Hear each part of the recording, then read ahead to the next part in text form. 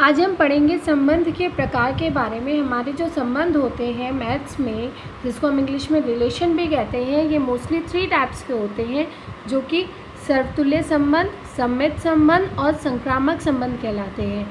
अब ये जो 3 टाइप के संबंध हैं, इन्हीं पे बेस्ड हमारे क्वेश्चंस आते हैं, ऑप्शनल भी आते हैं इसमें, और इसको समझना बहुत ही आसान है। अगर आप ध्यान से समझोगे तो आपको ये बिल्कुल आराम से समझ में आ जाएंगे। अब एक एग्जाम्पल के थ्रू मैं बता रही हूँ। माना हमारे पास एक समुच्चय है ए, उसमें 3 एलिमेंट है ए, बी और सी। अब हम इस पर तीनों संबंध ट्राई करेंगे, सर्वतुल्य संबंध, सममित संबंध और संक्रामक संबंध।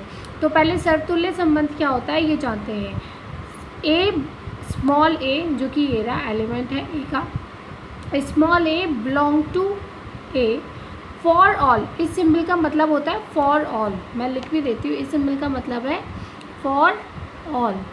ठीक है, मतलब उन सारी चीज़ों के लिए जहाँ पे ए से रिलेटेड है वो आर में है, मतलब ए का संबंध आर के थ्रू है। अगर ऐसा कोई संबंध बन रहा है कि मतलब स्मॉल ए कैपिटल ए का एलिमेंट है और उसका आपस में कोई संबंध है और ये आर को बिलोंग करता है, तो ये पूरा संबंध क्या कहलाता है, सर्वतुल्य संबंध कहलाता है। इसी तरीके से सममित संबंध में अगेन हमारे पास वही एक समुच्चय है, capital A is equal to small a b c, ये एक हमारे पास समुच्चय है। तो ये समुच्चय, ये जो संबंध है, इसका जो संबंध होगा वो सममित संबंध होगा यदि जो ए बी है वो आर में हो और उसके साथ साथ बी ए भी आर में हो। मतलब अगर मान लो कोई 2 एलिमेंट 1 2, मतलब मान लो अगर 1 और 2 जो है वो हमारे किसी समुच्चय को बिलोंग करते हैं और उनका संबंध अगर 1,2 आर में है, तो फिर उस आर में 2,1 भी होना चाहिए। अगर ये दोनों आर के अंदर आते हैं तो ये हमारा सममित समुच्चय होगा, अन्यथा नहीं होगा। ठीक, अब आते हैं हम अपने संक्रामक समुच्चय के लिए। ये हमारा संक्रामक समुच्चय है। संक्रामक संबंध में क्या आता है, संक्रामक संबंध में क्या होता है, इसमें हम 3 एलिमेंट्स का संबंध चेक करते हैं। हमारे पास अगेन 3 एलिमेंट हैं ए, बी और सी। अगर ए और बी होंगे आर में और बी और सी आर में होंगे तो ए सी भी आर में होने चाहिए। मतलब अगर ए बी का रिलेशन आर के थ्रू है, बी सी का रिलेशन आर के थ्रू है, तो ए सी का रिलेशन भी आर के थ्रू होना चाहिए। अगर ये तीनों कंडीशन सेटिस्फाई होती है तो वो सममित कहलाता है। अगर वो तीनों कंडीशन सेटिस्फाई होती है तो संक्रामक कहलाता है। अगर ये दोनों कंडीशन सेटिस्फाई होती है तो सममित कहलाता है। और अगर ये एक कंडीशन सेटिस्फाई होती है तो सर्वतुल्य कहलाता है। ये तीनों संबंध जो हम पढ़ रहे हैं, ये तीनों संबंध अगर किसी भी रिलेशन आर के लिए किसी समुच्चय में सेटिस्फाई होते हैं तो उस संबंध को हम तुल्यता संबंध कहते हैं। Let me show you this. तुल्यता संबंध क्या होता है, अगर कोई समुच्चय है ए और वो आर के साथ सर्वतुल्य संबंध भी बना रहा है, सममित भी बना रहा है और संक्रामक भी बना रहा है, तो ये जो है ए और आर का जो रिलेशन होगा या संबंध होगा वो कैसा होगा, तुल्यता संबंध होगा। अब इसके लिए मैं आपको कुछ एग्जांपल्स भी बताती हूँ। मान लो हमारे पास एक समुच्चय है टी, जिस समुच्चय में क्या है, समतल में स्थित जितने भी त्रिभुज है, समस्त त्रिभुज का समुच्चय है। अब उसमें T1 T2 T3 T4 और इनफाइनाइट तक क्या चल रहे हैं, हमारे ट्रायंगल्स चल रहे हैं। ठीक है, और उसने एक संबंध दिया है कि इस टी में जो आर है वो किस तरीके से है कि T1 और T2 such that T1 T2 के सर्वांग सम है। मतलब दोनों जो त्रिभुज है इक्वल है, सर्वांग सम लगभग इक्वल आता है। ठीक है, अगर ये कंडीशन सेटिस्फाई हो रही है तो ये बताइए कि ये जो आर है इस टी के साथ तुल्यता संबंध में है।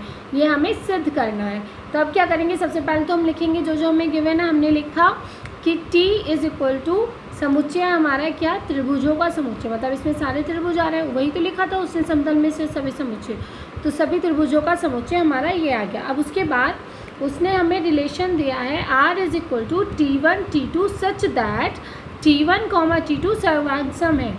अब ये रिलेशन हम सेटिस्फाई कराएंगे तीनों के लिए, सर्वतुल्य के लिए भी, सममित के लिए भी और संक्रामक के लिए भी। अगर ये तीनों के लिए सेटिस्फाई होगा तो ये संबंध कैसा होगा, तुल्यता संबंध होगा, अन्यथा नहीं होगा।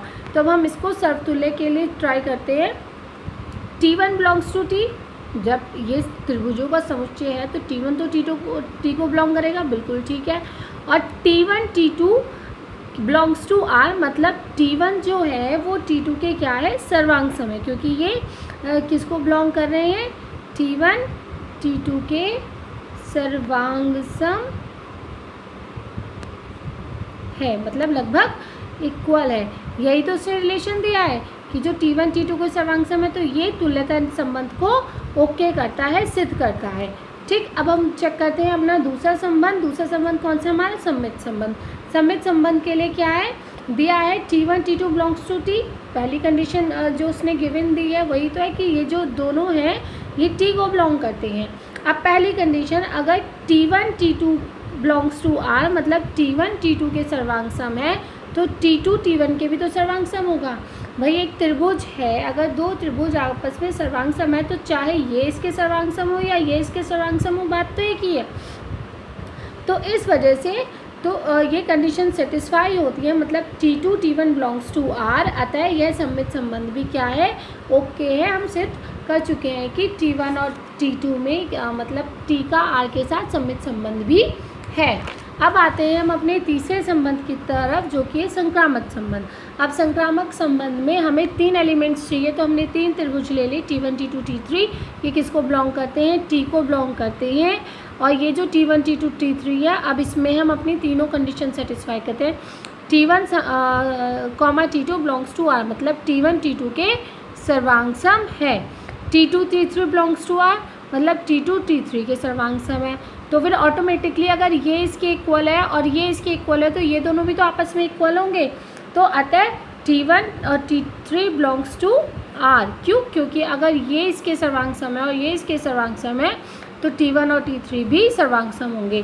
तो संक्रामक संबंध इसमें भी सेटिस्फाई हो रहा है। और जब हमारे ये तीनों संबंध इसमें सेटिस्फाई हो रहे हैं, समतुल्य भी, सममित भी और संक्रामक भी, तो यह संबंध कैसा है, यह हमारा तुल्यता संबंध है। ठीक है, अब आते हैं हम एक और एग्जाम्पल ट्राई करते हैं। माना हमारे पास एक समुच्चय है, क्या, L। इस L में जितनी भी रेखाएं हैं उनका समुच्चय है, और रिलेशन उसने क्या दिया है कि L1, L2 सच दैट कि L1 जो है वो L2 पर क्या है, लंब है। मतलब दो रेखाएं हैं, एक L1 है, एक L2 है, और रिलेशन के मुताबिक जो L1 है वो L2 पे क्या है, लंब है। ठीक है, अब हमें क्या करना है, अब हमें ये चेक करना है कि ये सममित संबंध है, लेकिन इसमें समतुल्य और संक्रामक संबंध नहीं है। तो अब हम चेक करेंगे इसको तीनों पे कि कौन कौन से संबंध को सेटिस्फाई करता है और कौन से संबंध को सेटिस्फाई नहीं करता है। तो सबसे पहले हमने क्या किया, हमने L लिया।